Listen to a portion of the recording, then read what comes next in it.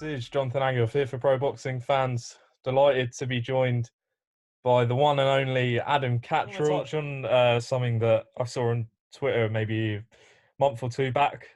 You were on a Zoom with Teofimo Lopez. Your son came in, started shadow boxing with him.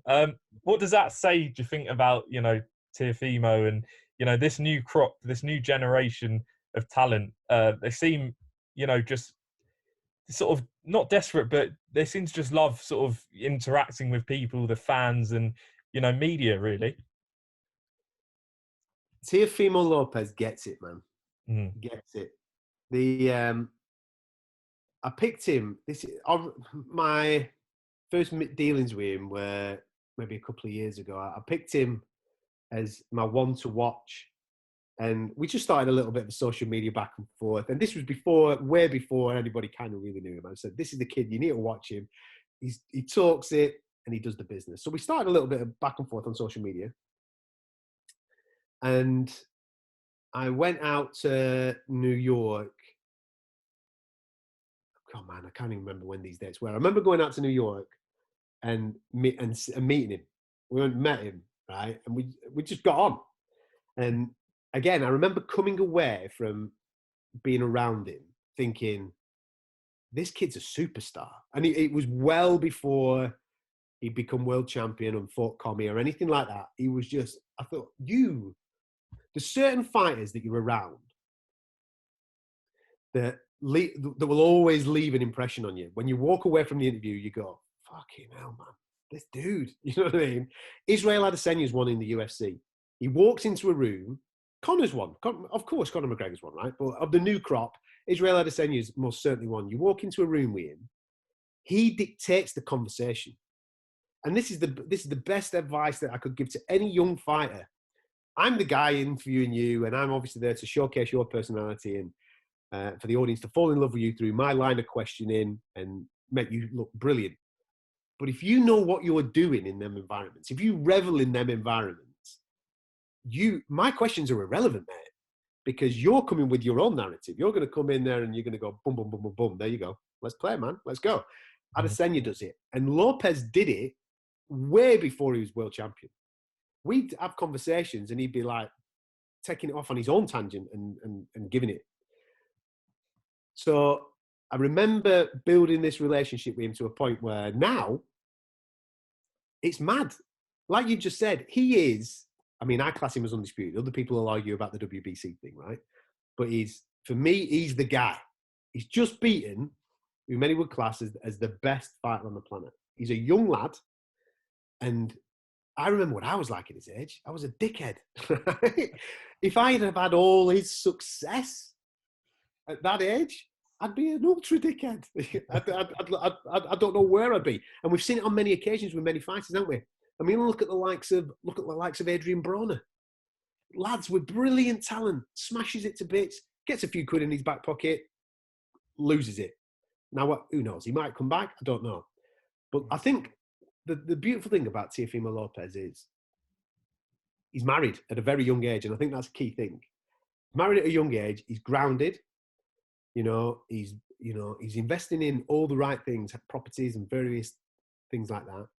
But he's thirsty for being a great man. He's absolutely thirsty for being a great. And not only does he understand what he needs to do inside the ring and the gym and all those types of things, he also understands what he's got to do outside of it.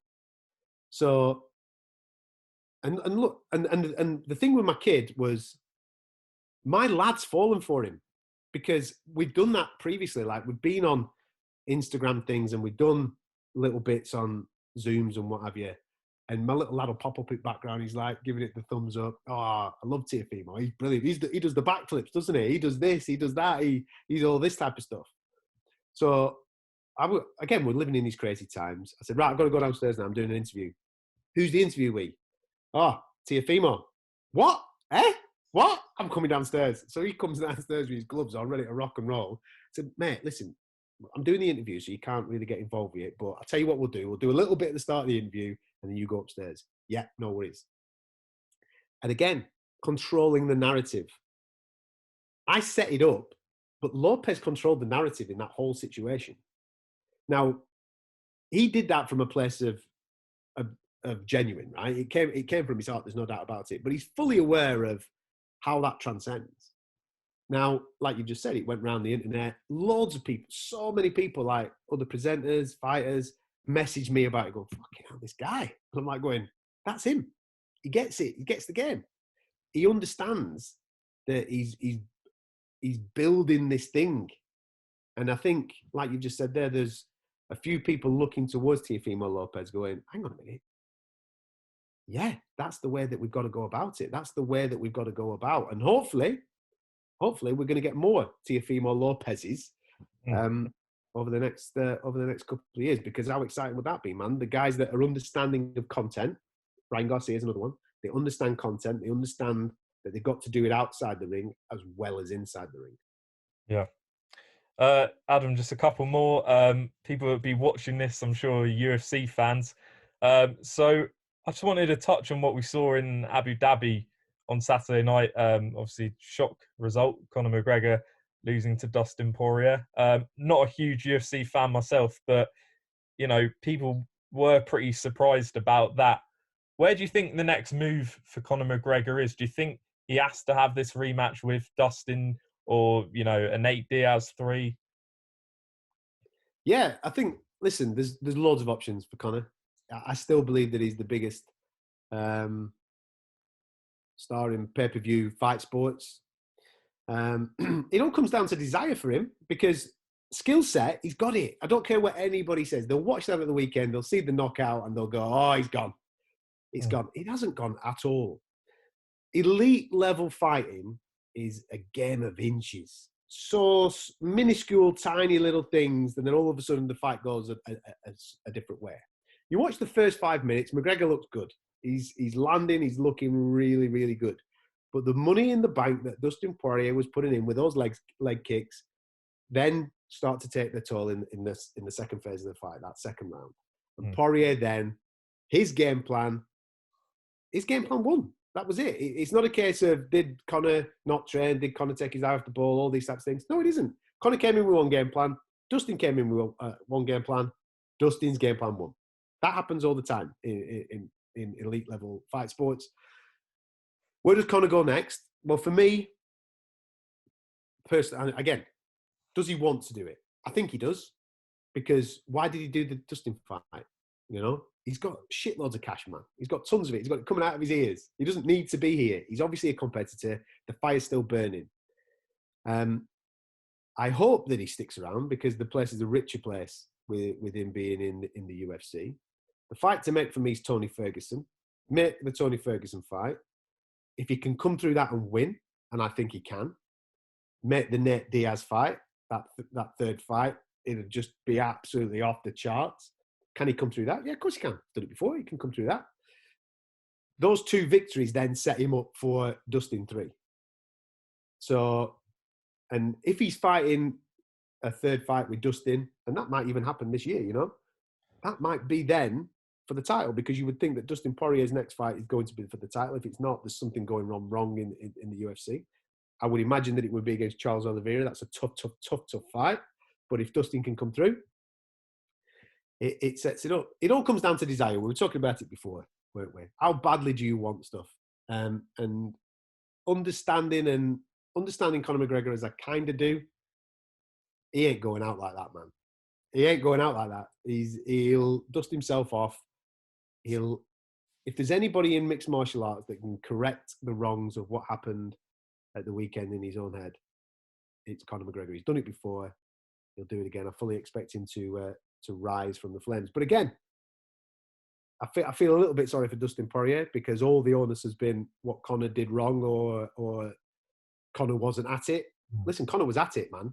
Dustin Poirier was just better that night. That's all it is. And I think there should be more emphasis on what Dustin did, because he's most certainly developed since their first fight back in 2014. I thought he was brilliant on Saturday night, and hopefully he gets a shot at the title next. Got to ask, do you think that Khabib will come back? I mean, he seemed to go out, you know, undefeated, seemingly sort of unbeatable. But do you think, you know, having known him and, you know, seen his career, do you think he could be tempted back? Could he be tempted back? Yes. Do I think he'll come back? No. My understanding of Khabib is that he's a man of his word. Right now, there is no chance that he's fighting anytime soon. He's going to let all this play out. And who knows? In a year from now, there might be someone that has absolutely obliterated this division. I mean, Dustin Poirier at the weekend has made a great start, hasn't he? You know, he's come along, and don't get me wrong, Khabib and Dustin have fought before, and Khabib took care of him. But Poirier's took care of McGregor in devastating fashion. If he then goes and takes care of Charles Oliveira in devastating fashion, gets a rematch with Conor and does it again, he sat there as the king of the lightweight division going, I'm the man. Khabib's thinking to himself, that narrative will burn, that narrative will build. And the people go, go on then, son, let's roll. Personally, I can't see it. I don't think we'll see Khabib fight again. As a fight fan, do I want to see him again? Of course I do, man. He's absolutely mustard. I want to see him every single week fight, but I think he's a man of his word. He had a horrific year last year with the death of his father. He's made a promise to his mum, you know, and don't underestimate that, man. He'll want to keep those promises and those things. It'll take something very, very, very special and unusual to get Khabib Nurmagomedov back in the octagon. Final one. What fights do you want to see this year? 2021. So many possibilities, so many big fights on the horizon. Apart from Jake Paul, Ben Askren, what do you want to see? That's the monster, isn't it? That's the monster. Just on that, listen, I don't begrudge anybody making a few quid, mate. If they're brave enough to get in the ring or the octagon, then fair play to them. There's certain matchups that I look at going, what are you doing? Like that one, for example. What is Ben doing? I've no idea what he's doing. But anyway, that's by the by. Fair play to him. Go make a few quid and buy yourself a new Porsche or whatever you need to do. Yeah. Fights that I want to see. The obvious one. Come on, man. We've been talking about it for God knows how long, haven't we? AJ Fury. Let's do it, baby. That's what we want to see. And I don't want to see it once. I want to see it twice. That's how greedy I am this year. Let's go make that super fight. I hope that Spence and Crawford stop talking and finally make that fight. It kind of looks more possible now because everybody seemed in that division to be chasing Pacquiao. And with this noise of Ryan Garcia and Pacquiao, I kind of want that to happen because hopefully that then frees up Spence and Crawford to stop messing about chasing that money and just fight each other, dude. Just get it on. And if he gives us a belter, go and do it again. Brilliant. That's what we want to see. We want to see the best against the best, don't we? I think we've got a real juicy and tasty lightweight division where we've just been talking about these young guys doing their thing. I personally would love to see Gervonta Davis and Ryan Garcia. Love to see it just because they've chatted it up so much now. I'm in. I'd really like Devin Haney to get a good fight, and I'd like that to be against Teofimo Lopez. I don't see the point in him having a little bit of a tickle around with others. You're supposed to, you're classed as the champ. You're classed as the champ. Go and fight the main guy. The main guy's Teofimo Lopez. I think Teofimo Lopez and Devin Haney would be an absolute belter. We're hearing that Josh Taylor and Jose Ramirez will be a fight that is going to be made in May. What a wonderful opportunity to have an undisputed champion from Scotland, man. I mean, that would be brilliant. Don't get me wrong, it's a tough fight. Ramirez is legit. But if he can pull that off, you bet your bottom dollar, whoever wins that fight, going back to what we were saying 2 minutes ago, Lopez, he'll be like going, right, I'm in. Whoever wins that fight, I'll come up in weight and I'll try and make that. So yeah, I think my goals, dreams and ambitions for boxing this year, and I think we're going in the right direction. I moaned all last year about matchups and what have you. And maybe I was a little bit too harsh in it because we were living through COVID times and all this, and it was tough. You know, we ambled through, we got there, didn't we, in the end? But I think that now that the promoters and the TV channels and what have you have kind of got a grip of where we're currently at, all the noises are good. I mean, we're hearing that Canelo and Billy Joe Saunders is done. Yep. Great stuff, man, yeah. We're hearing that we're so close to AJ and Fury. We're hearing all these fights are so close. If we get 5 or 6 of them this year, come on. That's what we want, isn't it? We want champions against champions, best against the best. Let's dish it up, man. Come on. We need crowds back, man. We need You're right. crowds. You're right. You're absolutely right. We do need crowds for it. But if me and you aren't allowed to go to these arenas because Boris isn't allowing us, right? I have no problem whatsoever with him picking this up, dumping it in the Middle East, putting it on a decent time-friendly zone for me to watch this of a Saturday night. I'll give you me 20 quid. I'll sit there and let's go, baby. Let's watch Fury and AJ knock 7 bells out of each other. Be amazing. Shout out finally to your podcast, Fight Disciples. Tell us a bit about what's in the pipeline for that with you and Nick Pete. Yeah, we set that up.